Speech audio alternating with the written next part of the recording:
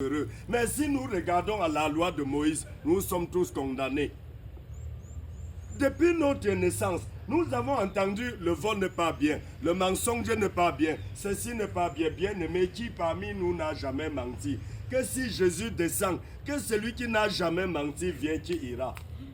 Nous rappelons-nous que les scribes et les pharisiens ont attrapé une femme. Ils sont venus dire, maître, nous avons arrêté cette femme-là a commis l'adultère. Voilà ce que la loi de Moïse dit, qu'on doit la lapider. Qu'est-ce que Jésus a répondu? Que celui de vous qui est sans péché lui jette le premier la pierre.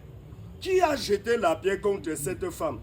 Ce sont les dénominations religieuses, ce n'est pas ce qui est important. Dieu n'a rien à faire avec ça. Ce que je voudrais vous révéler est que si vous voulez comprendre l'amour de Dieu pour vous, regardez vos enfants à la maison. Il y a des enfants que quand vous prenez la pension, vous lui donnez, pas payer ta scolarité et pas manger. Et il vient même vous tromper que l'argent là est perdu. Vous dites, ouais, qu'est-ce qui m'a même fait lui donner l'argent? Vous cherchez l'autre pour aller payer, c'est ça ou ce n'est pas ça? Parfois vous restez comme ça.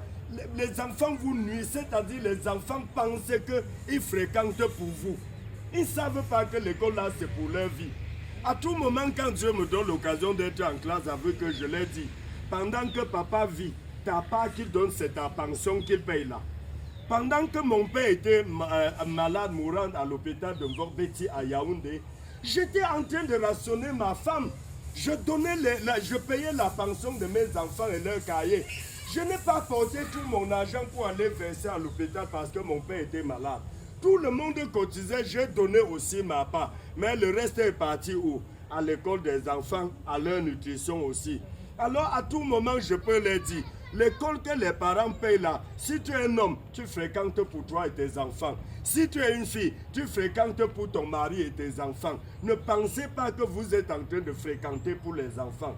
Parce que les enfants pensent que si je le fais, c'est pour le bien de mon père. Le bien de qui? Alors, bien-aimés, je vous attire simplement l'attention sur ce point pour que vous-même vous regardez le degré d'amour que vous avez pour vos enfants. Si vous connaissez un péché que votre enfant peut commettre jusqu'à vous le dire, je t'ai relié, je t'ai régné, tu n'es plus mon enfant.